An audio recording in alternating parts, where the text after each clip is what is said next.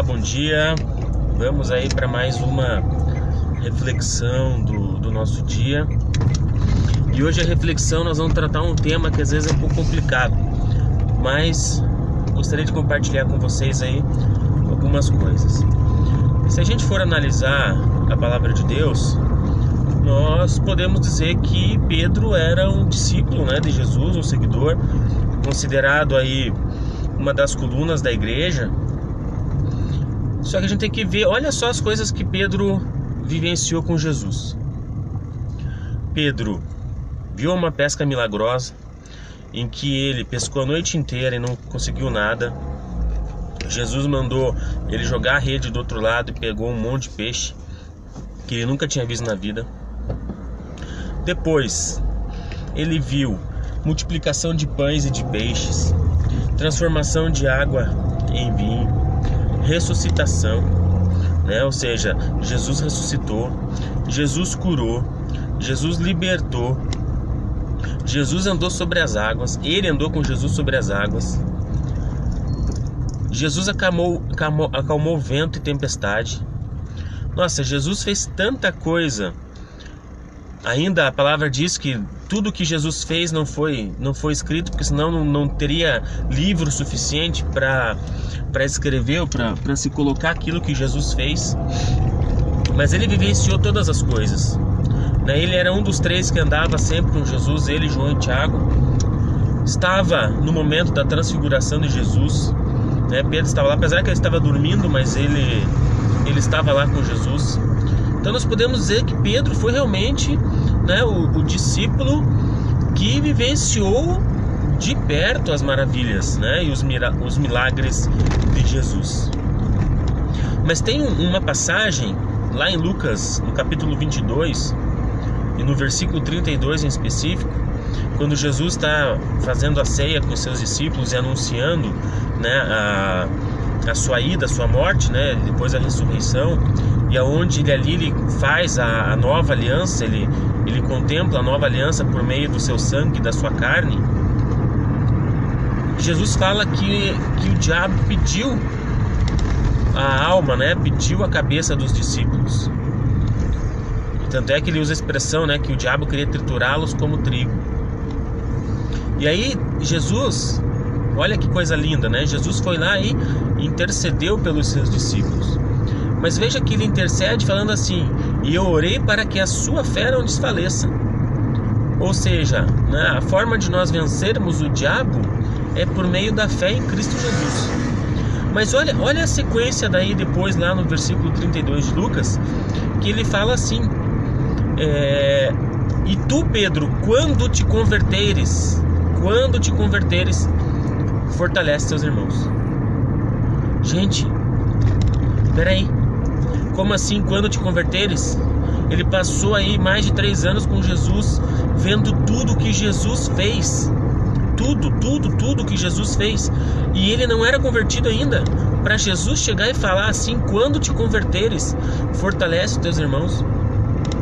Isso me leva, pessoal, a uma situação assim de reflexão e de pensamento, de que realmente a conversão não é só o fato da gente estar numa igreja ou fazer parte de um corpo que nós somos convertidos. Veja, Pedro andou com o Senhor, e mesmo assim o Senhor disse que ele era um homem de pequena fé, e mesmo assim Jesus disse que quando ele se convertesse, ele estava ao lado de Jesus, vendo tudo, andou sobre as águas, e ele não era convertido. Ele não tinha se convertido ainda. De todo o tempo que ele estava com Jesus, ele não tinha se convertido. E aí vem a minha percepção, de que a conversão realmente ela é um processo. Ela não é algo estanque, em que hoje eu decidi me converter e já estou convertido. Não, nós temos que buscar a estatura do varão perfeito. E esse buscar a estatura do varão perfeito é chegar no caráter de Cristo, chegar no comportamento de Cristo. E isso não vem do dia para a noite. Isso é um processo de transformação. Então isso é um processo de conversão. Então nós estamos todos os dias nos convertendo, todos os dias nós precisamos negar a nossa vontade, negar a nossa carne, dar vazão ao Espírito Santo de Deus, para que Ele vá nos convencendo cada dia mais, né, do pecado, da justiça e do juízo. E aí sim nós possamos a cada dia mais estar mais perto deste caráter de Cristo, estar mais perto deste comportamento de Cristo. E aí sim nós podemos dizer que a cada dia nós estamos nos convertendo. Mas então por que quando Jesus fala quando te converteres, fortalece seus irmãos? A questão do que nós passamos, as situações que nós passamos. Então nós somos colocados em algumas situações, né? Nós somos provados em algumas situações, às vezes até passamos aí por alguns desertos, para que nós possamos ter autoridade em tratar daquele assunto com o próximo. E esse tratar daquele assunto é o fortalecer os teus irmãos. Então, por exemplo, se você era uma pessoa que tinha um vício em bebida e você conseguiu se libertar desse vício em bebida por meio, né, da fé em Cristo Jesus, você foi liberto da bebida, você tem autoridade para tratar deste assunto com outras pessoas que estão passando pela mesma situação. E aí você tem condições de fortalecer os seus irmãos, porque você já se converteu deste pecado, vamos dizer assim, né, desta situação. Então, a conversão, por isso que ela é diária e constante. A cada dia nós temos que matar um pecadinho. A cada dia nós temos que escolher seguir ou não seguir Jesus. Só existe essa escolha. Eu vejo que nós temos o livre-arbítrio sim, mas resumidamente nós só temos essa escolha. Ou nós seguimos a Cristo ou nós não seguimos a Cristo. Ou nós seguimos a palavra de Deus ou nós não seguimos a palavra de Deus. Então, a gente pode escolher seguir ou não seguir, mas não temos toda essa liberdade de querer fazer a nossa vontade. A partir do momento que nós decidimos seguir, Jesus fala: negue-se a si mesmo, pegue sua cruz e siga-me. Então, se nós decidimos seguir a Cristo, temos que nos negar. E nos negar é escolher dar vazão ao Espírito Santo e não vazão à nossa carne. Então, o processo de conversão, ele é constante. E tudo aquilo que nós superamos em Cristo, nós temos autoridade para tratar e fortalecer os irmãos naquela situação. Então isso é importante, nós entendermos que se nós quisermos realmente sermos chamados, né, de convertidos em Cristo Jesus, nós temos que ver que não é simplesmente estar dentro de uma igreja.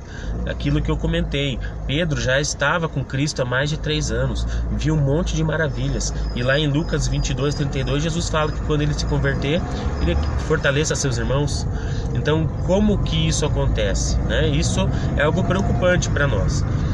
Portanto, gente, né, vamos pensar aí nessa situação de a cada dia, né, escolher ou seguir a Cristo ou não seguir a Cristo. É simples.